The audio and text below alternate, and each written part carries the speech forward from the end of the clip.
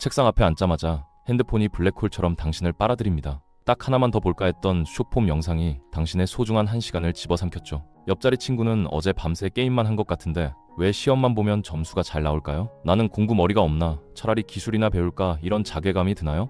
오늘 이 영상이 당신의 인생을 바꿀 치트키가 될 겁니다. 당신의 성적이 안 나오는 이유는 멍청해서가 아니라 공부법이 지나치게 정직했기 때문입니다. 지금부터 공부가 불법처럼 느껴질 만큼 강력한 7가지 뇌 해킹법들을 공개합니다. 이 방법들을 여러분의 루틴에 딱 일주일만 적용해보세요. 남들이 10시간 걸려 억지로 외우는 분량을 단 2시간 만에 끝내고 나머지 8시간은 죄책감 없이 여러분이 좋아하는 일을 하며 보낼 수 있게 될 겁니다. 전교 1등이나 수석 합격자들이 공부가 제일 쉬웠어요 라고 말했던 그 재수 없는 상태, 여러분도 직접 경험하게 해드리겠습니다. 준비되셨나요? 당신의 뇌를 완전히 재설계해봅시다.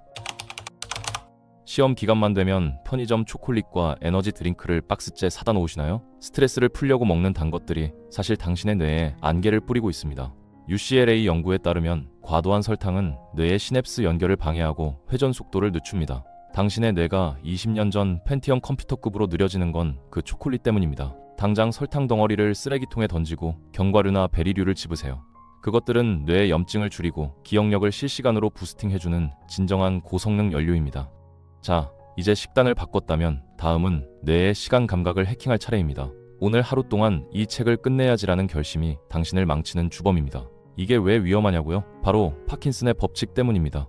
걱정 마세요. 우리가 아는 그 무서운 병과는 아무 상관없는 영국의 경영학자가 발견한 원리입니다. 파킨슨의 법칙은 사람이 어떤 일을 할 때 필요한 진짜 시간과는 상관없이 자기에게 주어진 시간을 다 쓸 때까지 일을 질질 끄는 경향을 말합니다. 이게 다 우리 뇌의 고약한 본능 때문인데요. 우리 뇌는 에너지를 엄청나게 써야 하는 집중 상태를 죽기보다 싫어합니다. 그래서 시간이 넉넉하게 남았을 때 뇌는 이렇게 판단합니다. 마감까지 아직 10시간이나 남았네. 지금 당장 빡세게 할 필요 없겠는데? 그때부터 뇌는 일을 괜히 더 복잡하게 만들거나 딴짓을 하며 그 10시간을 꽉 채워 낭비하게 만듭니다. 하지만 마감이 단 10분 전으로 다가오면 어떻게 될까요? 그제야 뇌는 비상사태를 선언하고 오직 생존을 위해 불필요한 과정을 다 쳐내며 초집중 모드로 들어갑니다. 방학 숙제를 떠올려 보세요. 한 달의 시간이 주어졌을 때 숙제는 한 달 내내 우리를 괴롭히지만 개학 전날이 되면 그 많던 숙제를 단 몇 시간 만에 끝내버리는 기적이 일어나죠. 그래서 우리는 뇌에게 넉넉한 시간을 절대로 주면 안 됩니다. 이제 뇌를 속이는 30분 데드라인을 시작해보세요. 30분 타이머를 맞추고 마치 30분 뒤에 수능이 시작되는 것처럼 자신을 몰아붙이세요. 뇌가 카운트다운을 인지하는 순간 집중력은 폭발적인 생존 모드로 전환됩니다. 30분 초집중 후에 5분, 휴식은 죄책감이 아니라 뇌의 필수적인 냉각 시간입니다. 이때 스마트폰을 보는 대신 가볍게 스트레칭을 하며 뇌에 산소를 공급해주세요. 자, 이렇게 뇌를 충분히 식혔다면 이제는 전략 자체를 완전히 바꿀 차례입니다. 우리는 보통 시험 범위를 처음부터 끝까지 다 읽어야 직성이 풀리곤 하죠. 하지만 냉정하게 말해서 1페이지부터 마지막 페이지까지 정독하는 사람만큼 미련한 사람은 없습니다. 모든 문장을 똑같은 힘으로 읽는 건 당신의 뇌 에너지를 길바닥에 뿌리는 짓입니다. 전략적으로 행동하십시오. 교과서 본문보다 단원 끝에 요약본을 먼저 읽으세요. 무엇이 중요한지 미리 알고 읽는 것과 무작정 읽는 것은 정보 흡수 속도가 5배 이상 차이 납니다.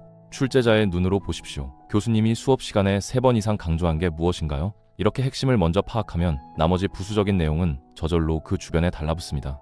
이제 가장 강력한 무기인 출력의 힘에 대해 이야기해봅시다. 무언가를 배웠는데 남에게 설명할 수 없다면 당신은 사실 그걸 모르는 겁니다. 가장 빠른 입력은 아이러니하게도 강력한 출력 과정에서 완성됩니다. 이것이 바로 노벨 물리학상 수상자 리처드 파인만이 사용한 학습법입니다. 당신 앞에 5살 어린아이가 있다고 상상하고 지금 배운 개념을 설명해보세요. 전문 용어를 다 떼어내고 아주 쉬운 비유로만 설명할 수 있어야 합니다. 설명하다 말이 막히는 지점이 있다면 거기가 바로 당신의 지식에 구멍이 난 곳입니다. 책 전체를 처음부터 다시 보는 대신 그 구멍만 찾아가서 집중적으로 메우세요. 남을 가르칠 때 우리 뇌는 정보를 장기 기억 저장소로 가장 빠르게 이동시킵니다. 혼자라면 벽을 보고라도 소리내어 설명하는 과정을 반드시 거쳐야 합니다. 노트 정리를 예쁘게 하고 형광펜을 칠하는 건 공부가 아니라 자기만족 예술입니다. 내가 편안하게 정보를 받아들이기만 하면 그 정보는 잉크가 마르기도 전에 증발합니다. 뇌를 의도적으로 괴롭히는 인출 연습이 절대적으로 필요합니다. 공부를 마치면 바로 책을 덮고 백지에 방금 본 내용을 생각나는 대로 다 적으세요. 기억이 안 나서 머리를 쥐어뜯는 그 고통스러운 순간이 지식이 각인되는 순간입니다. 뇌과학적으로 볼 때 기억은 넣을 때가 아니라 꺼낼 때 강력해집니다. 읽기만 하는 공부는 뇌에 얕은 흔적을 남기지만 꺼내는 공부는 깊은 회로를 건설합니다.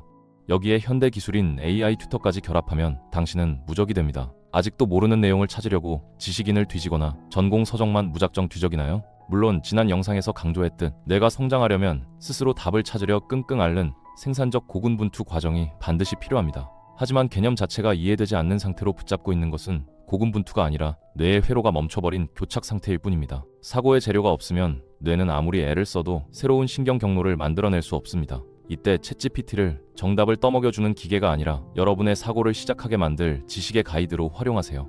이 복잡한 개념을 내가 아는 기본 원리에 맞춰서 다시 설명해줘라고 요청하는 겁니다.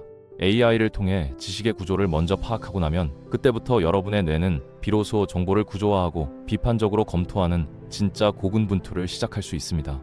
AI는 당신 대신 생각하는 반칙 도구가 아니라 당신의 뇌가 더 높은 차원의 사고에 집중할 수 있게 돕는 외장 하드입니다. 마지막으로 당신의 뇌 성능을 결정짓는 가장 중요한 치트키는 바로 잠입니다. 밤샘 공부는 당신의 소중한 뇌를 쓰레기통으로 만드는 것과 같습니다. 우리가 깊은 잠을 자는 동안 뇌는 글림프 체계라는 전용 청소 시스템을 가동합니다. 깨어있을 때 뇌세포 사이에 쌓인 독성 단백질과 노폐물을 뇌척수액으로 깨끗이 씻어내는 과정이죠.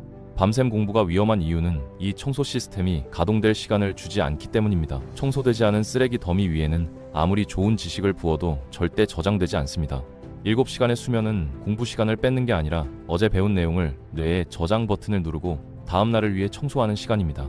이제 이 모든 방법들을 당신의 것으로 만들 시간입니다. 지식 그 자체는 아무런 힘이 없습니다. 오직 적용된 지식만이 당신을 바꿉니다. 오늘 당장 이 해킹법 중 딱 하나만 선택해서 딱 30분만 적용해보세요. 30분은 우리 뇌가 지루함을 느끼기 전 가장 폭발적으로 몰입할 수 있는 황금 시간입니다.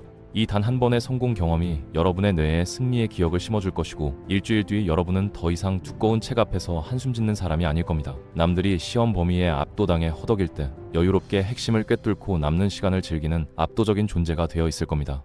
당신은 생각보다 훨씬 똑똑합니다. 단지 방법을 몰랐을 뿐이죠. 자, 이제 핸드폰을 내려놓고 여러분의 첫 번째 데드라인을 시작해볼까요? 공부가 고통이 아니라 성취가 되는 그날까지 스틱인사이트가 함께하겠습니다.